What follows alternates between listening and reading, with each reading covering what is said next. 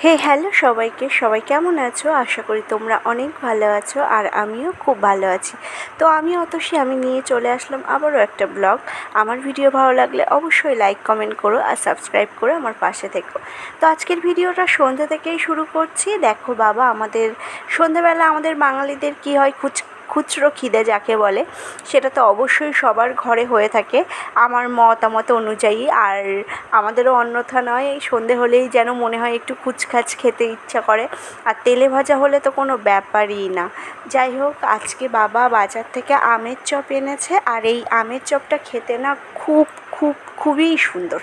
মানে আমি বলবো অন্যান্য যে কোনো চপের থেকে আমের চপটা এত সুন্দর হয়। এখানে একটা দোকান আছে, সেই দোকান থেকে বাবা আনে, পুরো একদম টক ঝাল মিষ্টি, এর ব্যালেন্সটা একদম ঠিকঠাক থাকে। কোনোটা এরকম হয় না, কোনোটা টক বেশি বা ঝাল বেশি এরকম হয় না দুটো একটাতে। কিন্তু যতবারই আমি আমের চপ খেয়েছি ততবারই একদম সবকটার ব্যালেন্স ঠিকঠাক। যাই হোক, দেখো আমরা খাওয়া দাওয়া করে, আর গরম প্রচণ্ড প্যাচপ্যাচে গরম পড়েছে, ঘরের ভিতর তো থাকা যাচ্ছে না তেমন একটা ভাবে। আর দীর্ঘ সময় ফ্যান চলতে চলতে না ফ্যানের স্পিডও কমে গিয়েছে। যাই হোক, আমাদের এখানে একটা জলকর আছে, মানে আমাদের বাড়ি থেকে একটু সামনে, তো সেখানেই আমরা সবাই গিয়ে বসেছি। আমি, বাবা বাড়ি থেকে চেয়ার নিয়ে গিয়েছিলাম, বেশি দূর না, মানে একটু 2-3 পা হাঁটলেই আর কি, সেখানে সবাই বসে থাকে। তাই আমরা তো আর কোনো দিন যাইনি, মানে আমি অবশ্য কোনো দিন যাইনি, আগে বাবারা যেত। মা একটু হাঁটাহাঁটি করছিল আর আমি বসেছিলাম। তারপরে 9টা, 9:30, 10টা বাজলে বাড়ি এসে খেয়ে দিয়ে ঘুমিয়ে পড়েছিলাম। তো দেখো, ঘুম থেকে উঠে সকাল সকাল সব কাজকর্ম সেরে, কিছু জামা প্যান্ট ছিল যেগুলো সেলাই করার ছিল, মানে ফেটে গিয়েছে, এরকম একটা অবস্থাতে ছিল, সেলাই খুলে গিয়েছে, তো সেইগুলোই নিয়ে বসেছি সেলাই করব বলে। এখানে দেখো আমার স্নান করা হয়ে গিয়েছে, রান্না করা হয়ে গিয়েছে, সব কাজও করা হয়ে গিয়েছে। কেননা আজকে মাকে নিয়ে ওই বেলায় হচ্ছে দাঁতের ডাক্তারের কাছে যাব। ওটা হচ্ছে আজকে দাঁত তুলবে মায়ের আরেকটা, সেই জন্য তো তাড়াতাড়ি রান্নাবান্না করে নিয়েছি। আর মায়ের তো দাঁত তুললে 2-3 দিন একদমই নরম গলা জিনিস, মানে ভাত খিচুড়ি এরকম টাইপসের জিনিস খেতে পারবে। সেই জন্য আজকে একটু বাবা মাংস এনেছিল, যার আজকে এমনি সানডে আছে, তো মাংস রান্না করেছি। আর হচ্ছে একটু আম ছিল, আমের চাটনিও করেছি। তারপরে হচ্ছে আর আলু ভাতে দিয়েছিলাম, তোমার মাছ ভাজা করেছি, এই করেছিলাম আর কি। এখানে দেখো সেলাইটা করে নিয়ে আমি ভাবছিলাম যে আজকে আমাদের বাইরের বারান্দায় প্রচণ্ড ঝুল পড়েছে।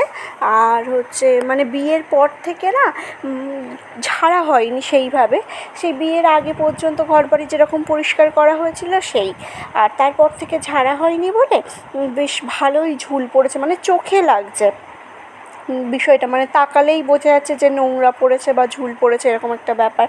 আর মশা না ভর্তি হয়ে যাচ্ছে, দেওয়ালে মশা ভর্তি হয়ে যাচ্ছে, যার জন্য ভাবলাম যে সেলাইটা করে নিয়ে তারপরে আমি ওটা আর কি ঝাড়বো। তো ওই যে বাবা বললো যে একদমই না, তুমি যে কোনো একটা কাজ করো। আমার শ্বশুরমশাই, আমি জানি না কাদের কীরকম, আমার শ্বশুরমশাই আমাকে প্রচণ্ড ভালোবাসেন, আর আমাকে একদম নিজের মেয়ের মতো। আমার তো মানে একদম ফিলই হয় না যে আমি শ্বশুর বাড়িতে আছি বা ইনি আমার শ্বশুরমশাই, এই ফিলটা হয় না।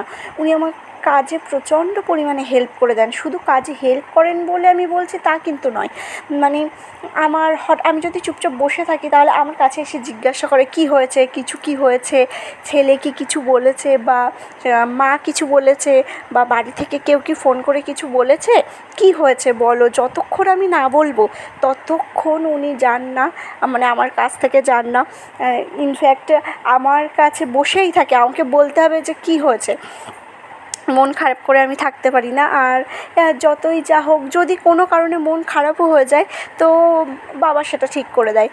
আর আমার হাজব্যান্ড, মানে তোমাদের দাদাভাই তো সবসময় বাড়িতে থাকতে পারে না, তবে বাবা আমাকে প্রচণ্ড কাজে হেল্প করেন, প্রচণ্ড ভালোবাসেন। আর আমার শাশুড়ি মাও, আর আমার শাশুড়ি মায়ের তো যতই যা হোক শরীরটা ততটা ভালো থাকে না, স্ট্রোক হয়ে গিয়েছে, প্লাস হচ্ছে 2টো চোখ কাটানো আছে, এখন এই দাঁত, প্রেশারটা হাই আছে, তারপরে কোলেস্ট্রল, এই কী বলে ইউরিক অ্যাসিড, এগুলো সবই আছে। তো ওনার একটু সমস্যা হয় মাঝে সাঝে, আর উনি শরীরটা ততটা ভালো থাকে না, সেই জন্যই। এখানে দেখো দুপুরে খাওয়া দাওয়ার পরে আমরা একটু শুয়েছিলাম, শুয়ে ফোনে অ্যালার্ম দিয়ে রেখেছিলাম। অ্যালার্ম দিয়ে মানে 4টের সময় ডাক্তার আসবে, ওই 3:30 সময় বার হয়েছি বাড়ি থেকে।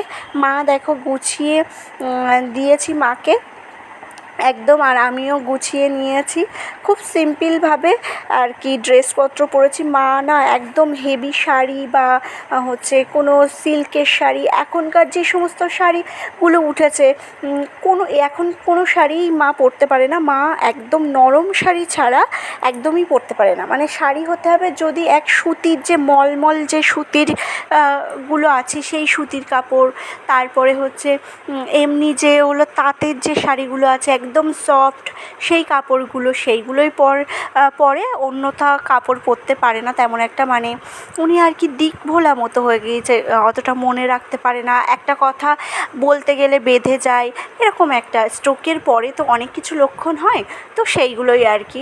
যাই হোক, মা দেখো একদম একটা নরম শাড়ি পরেছে, আর আমি এটা আমার ব্লাউজ আমি মাকে দিয়েছি আজকে।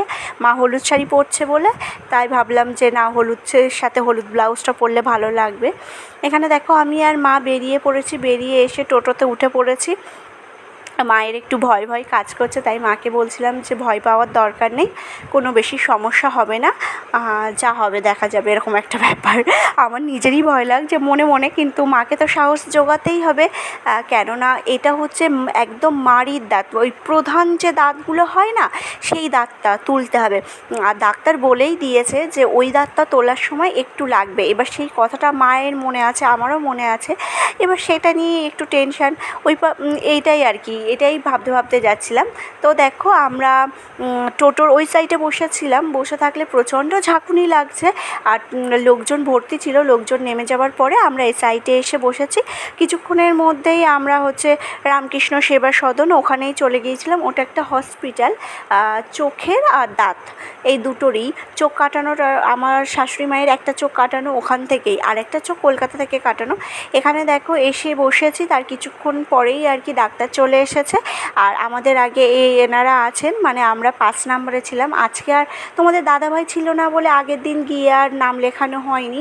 আর আমার শ্বশুরমশাই গিয়েছিলেন, তো হচ্ছে শাটার মানে দোকান বন্ধ করে দিয়েছিল আর কি, শাটার ফেলা ছিল, যার জন্য আর কি নামটা লেখাতে পারিনি। সেই জন্য গিয়ে একটু বসেই ছিলাম, গিয়ে নাম লিখিয়েছি, তো একটু দেরি হয়ে গিয়েছে। আর আজকে না প্রচণ্ড সব এক একটা পেশেন্টের পিছনে এত সময় নিচ্ছে সে আর বলার মতো না। সব শেষে আমাদেরও সময় আসলো, ডাক্তারবাবু দেখলেন, দেখে সব কিছু দাঁতটা তুললেন। আজকে মায়ের প্রচণ্ড লেগেছে, ও করেছে প্রচণ্ড, তারপরেও দাঁতটা তুলতে হয়েছে। আর হচ্ছে সব কিছু কাজ ভালোভাবে সম্পন্ন করে আমরা বাড়ি আসছি। মায়ের ওষুধও লিখেছে আজকে না, আগের দিনের তুলনায় অনেক বেশি ওষুধ লিখেছে। তো যাই হোক, এই যে আমি আর মা টোটোয় উঠে পড়েছি, উঠে পড়ে বাড়ি চলে আসবো। আর বাড়ি গিয়ে আজকে আমার অনেক কাজ, কেননা মায়ের নরম জিনিস দিতে হবে, খিচুড়ি দিলে বেশি ভালো। তবে মা খিচুড়ি পছন্দ করে না, তাই আলু সেদ্ধ ভাতেই দিয়েছি, ওটাই ম্যাশ করে খাওয়াবো। তো আজকের মতো ভিডিও এই পর্যন্ত। সবাই ভালো থেকো, সুস্থ থেকো, টাটা সবাইকে।